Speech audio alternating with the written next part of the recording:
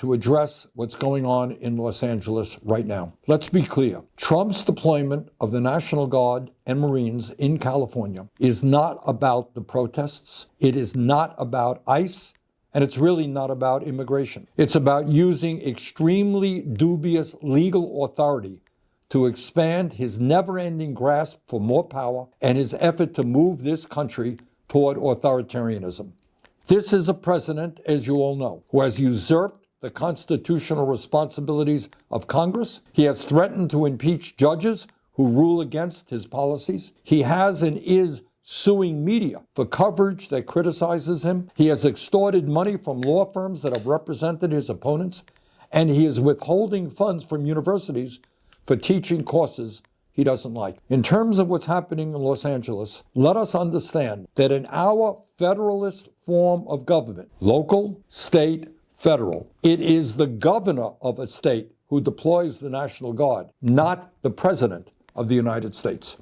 Trump's argument for his deployment of the troops is absurd and laughable. Does anyone really believe that we are in the midst of a foreign invasion or a rebellion against the United States? That, believe it or not, is his legal argument. Let's take stock of what Trump has done here. He has conducted massive illegal raids. He has provoked a counter response, and then he has called in the troops. That is how an authoritarian rules. In this unprecedented moment in modern American history, it is imperative that all of us, no matter what our political views may be, stand together against the president who has little respect for the rule of law or our Constitution. I wish he would have just said this. I wish he just said this yesterday. Like, he got outflanked by Kamala, dude.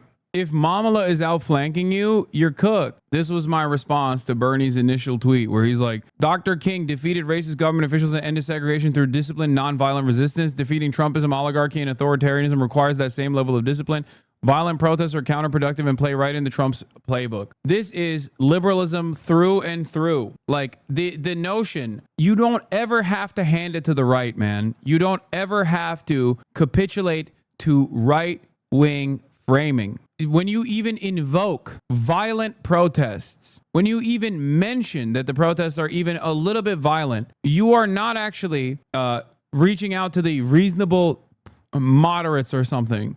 You are simply giving more ammunition to the right at a time when they are looking for any reason to create a ridiculous and illegal response. I responded to him saying, you were literally there at the nonviolent protest that everyone considered to be violent and unpopular, so I have no idea what this statement does other than lean into the hysteria that gives Trump enough momentum to mobilize the Marines on U.S. soil illegally. Trump doesn't need Bernie Sanders' go-ahead to claim that the fucking protests are violent. But there is no reason to give him that at all. I plan to lead another nonviolent march tomorrow. This is the way that the media presented Martin Luther King's nonviolent protests. Non-violent and civil acts of disobedience, when met with police force, still look as though they are violent instances of chaos to the onlookers. Okay? It's always the police and their escalation of violence that ends up making things more chaotic.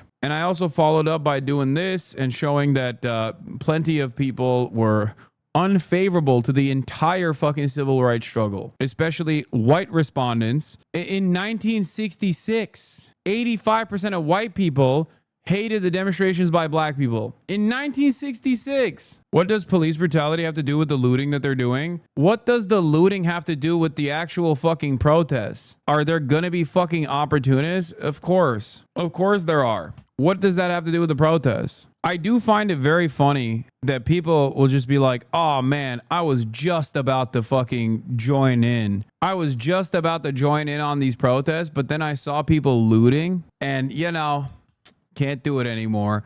Oh, I was just around the corner. I was driving up to the protest to join because I think it's unconscionable that people are just getting blackbagged and shipped overseas for no real reason, for no good reason whatsoever. But then I saw that they burned Waymos and it's like, well, can't do it. Oh, I was just about to go and protest side by side to defend my own fucking community. But then I saw that they're not waving American flags, or there isn't a sufficient number of American flags. So I just had to turn the car around, you know? I don't know how this happened, but somewhere along the line, the media and all of these institutions ended up successfully causing onlookers and people that are in the margins, people that are in the periphery, to genuinely place the interests of property over the interests of human fucking beings. But the reason why you even care about property damage is because of its impact on human beings to begin with. You're like, well, these are random innocent people. Like, they didn't deserve to have their storefront crashed into. They didn't deserve to have their shit stolen. Now they're going to incur a financial penalty for no reason, right? That's the reason why you care about property damage. That's the reason why you should care about property damage. And it's so interesting that people literally take it one step further and they go, no, I only care about property damage. I don't give a fuck about humans. Like I said, the greatest example is from earlier today when that when the immigrant store owner was talking about how his storefront was broken into, and people that get mad at that would literally not even feel a moment of remorse if ICE had actually black bagged that guy. It makes no fucking sense. What's worse for that family? Having the father ripped away from them and shipped off to a slave colony with no due process, or the fucking storefront being broken into, you know? That's when libs hit you with the, well, two wrongs don't make a right. No, one is a much, much larger degree of wrong. Senator Fetterman said that your party loses the moral high ground when you guys refuse to condemn the violence that you were seeing in LA. What do you say to that? I mean, I think we should absolutely condemn the violence of ripping apart families, of ICE breaking the law. Excellent. That is a certified classic HasanAbi style misdirection. Okay, perfect. No notes. Oh, John Fetterman condemns the violence of the protests. Do you condemn the violence? Yes, I condemn the violence of ICE ripping apart families. Yes, I think it's unimaginable. It's unique. It's cruel. It's unjustifiable violence. I think people need to fucking judo chop this shit more frequently. Like, I'm serious. Politicians should be fucking doing this judo flip every time, dude. Flip the fucking faulty premise directly back at the person asking the question. Because it's not even incorrect to say that. It's like, okay, yeah, cars burned down. It's fucked up. I agree, you know? It's dangerous. Dangerous for the protesters, all right? But you know what's fucking way more aggressively violent? The federal government going after people in courtrooms, dude. And I think we should absolutely condemn the violence of ripping apart families, of ICE breaking the law, of them going into elementary schools and churches and raiding workplaces.